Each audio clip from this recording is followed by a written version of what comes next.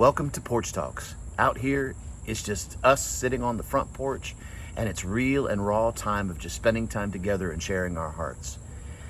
The whole idea behind Porch Talks is for us to get together and just share some things that I've been hearing the Lord speak about. Truth is I probably will leave you with more questions than I do answers at the end of our Porch Talks, but that's the whole point of it. This is the place where I like to come out and I'll sit and I'll pray. I'll spend time with the Father. It's beautiful out here.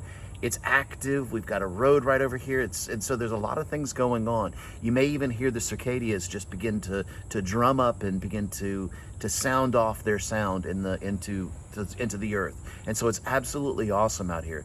So it's unscripted and fun. But over the last few weeks especially, the Lord's been dealing with me about something that he's been dealing with me about for about a year, just a little over a year now, I guess.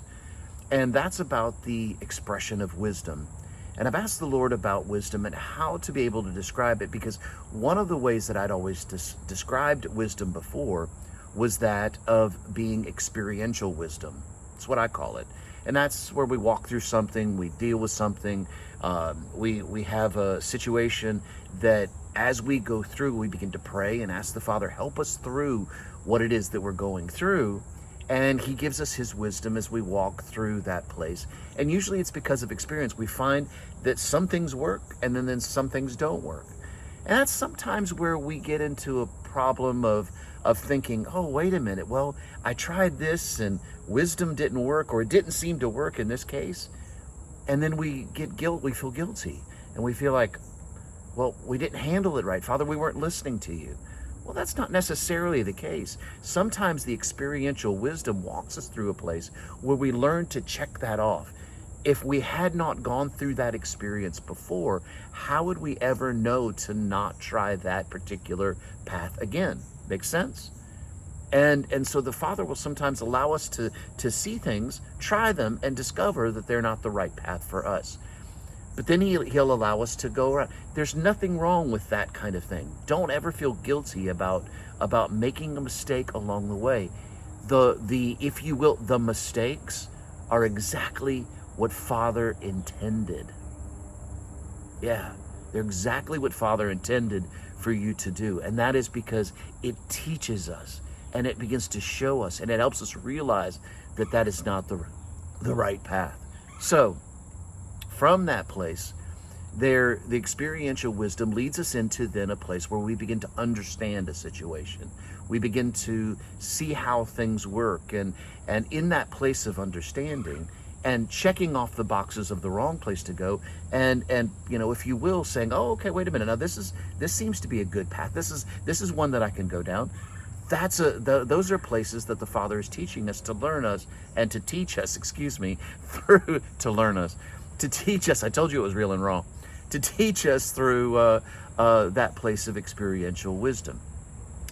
Experiential wisdom leads us from that place of understanding something into the wisdom of God. Because as we deal with things, we begin to understand it better. And then it leads us to the wisdom of God to know the right path to take from there. So, but there's more than just experiential wisdom. This is what the Father's been messing with me about. There's also the supernatural wisdom, if you will, the wisdom of God itself. This wisdom works in a different way. Now, the first begins that we know something, we move into understanding, and then we move into the wisdom of God through experiential wisdom. But with the wisdom of God, it moves from the opposite direction. The wisdom of God pops in and drops something into our spirit man where we hear something from the Father, and we're like, well, I never thought of that ever before. How does all this work together? And so from that supernatural wisdom, Father begins to allow us the opportunity to pray, to spend time in His Word, to look at several different things, to come out and have a porch talk with someone. And then you've got the opportunity to then begin to, through that wisdom, begin to understand it better. And once we understand it, then we're able to bring that into tangible evidence in the earth, as Apostle Aaron Smith would say all the time. And so, you see, the two work together to allow us to see the fullness of the wisdom of God. So, let's stop for just a moment and let's ask the questions. Well, what is wisdom? what is understanding, and what is knowledge, especially as it applies to both a scriptural perspective as well as a Hebraic perspective. You see, with wisdom of the Father from the Hebraic tradition is that wisdom is one. Wisdom is echad. There's a saying that is said every day in Israel, and the heart cry of every Jew, and the heart cry of me every day as well, and that is, Shema Yisrael, Adonai Eloheinu, Adonai Echad. Hear, O Israel, the Lord our God, the Lord is one.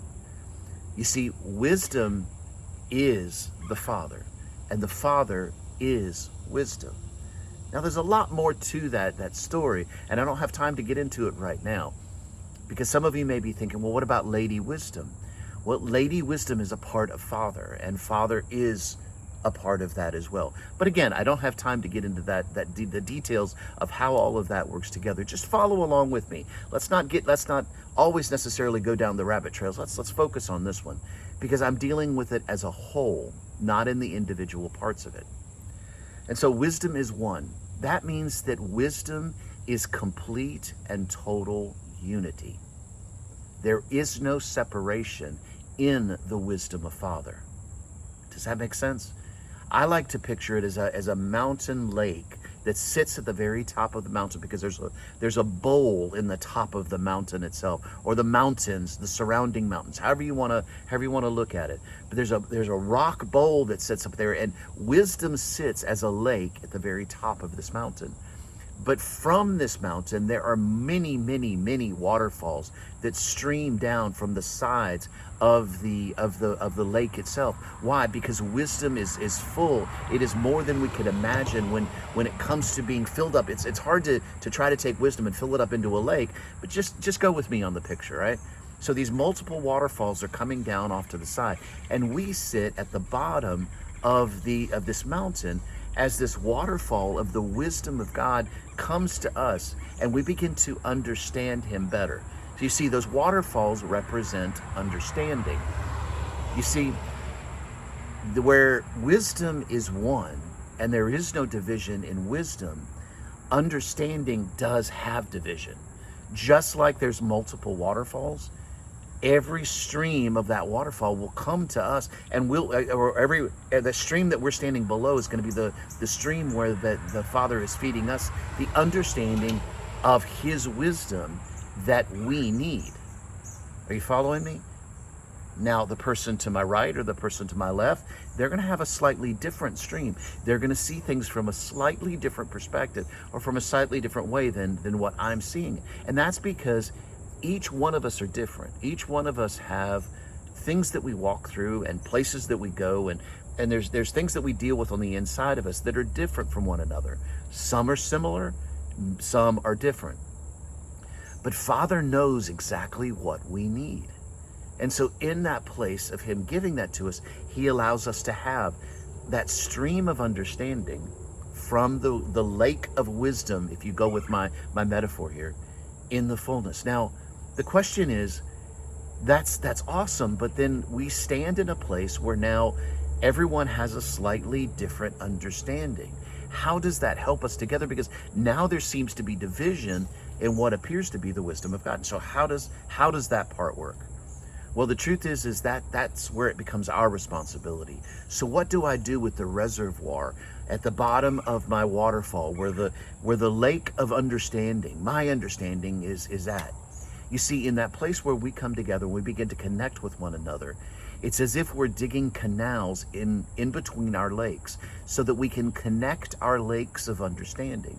In that place of sharing with one another, just like out here on the Porch Talks, in that place of sharing with one another, then we begin to take the wisdom of God and share it with one another. So now the wisdom of God in the heavenlies has become one in the wisdom of God in the earth. Thy kingdom come, thy will be done on earth as it is in heaven. Are you following me? Some of you may have heard the term, as above, so below. As the wisdom of God is above, so as we bring our understanding together, is the wisdom of God in the earth. Blessings and shalom. Look forward to having you guys get together again for another Porch Talk. We'll see you soon.